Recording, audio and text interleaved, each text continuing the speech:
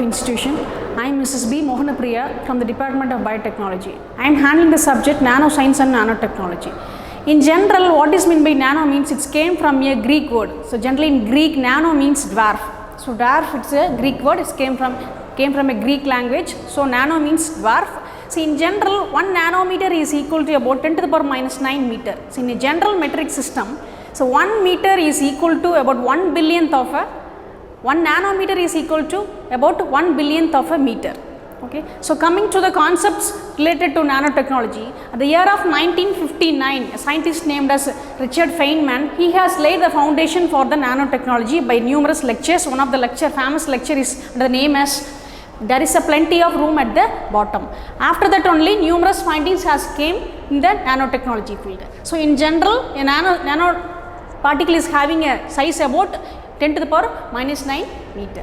So what is the advantage of a main nanoparticle is that a nanoparticle, it will be very minute when compared to the microparticle. When the particle size decreases, the surface area volume of the particle will be get increased. This is a major advantage why we are going for the isolation and synthesis of nanoparticles instead of microparticles. So when the size of the particle is decreases, so the surface area of the nanoparticle will be get increases, and there are numerous approaches for the synthesis and also for the characterization of nanoparticles.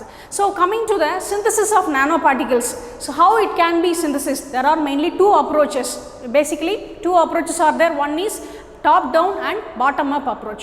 What is this bottom up approach is that it is nothing but there are numerous molecular components will be arranged together either by atom to atom, molecule to molecule, and they will be forming a particular things. So it will be comes under this bottom up approach. The best example for the bottom up approach is the preparation, that is the synthesis of the nanoparticles by colloidal dispersion. So the method synthesis of nanoparticles by colloidal dispersion is the best example for the preparation by synthesis of the nanoparticle bottom up approach. In the top down approach, what will be happening in the top down approach is a bulk particle will be converted into smaller particles. So mainly what are all the bulk things, main particle, they are using a particular instrument, that is externally controllable devices are used to make it into a smaller particles. It is a conversion of a bulk into a smaller pieces. It will be comes under top down approach. So these are some of the techniques we are used for the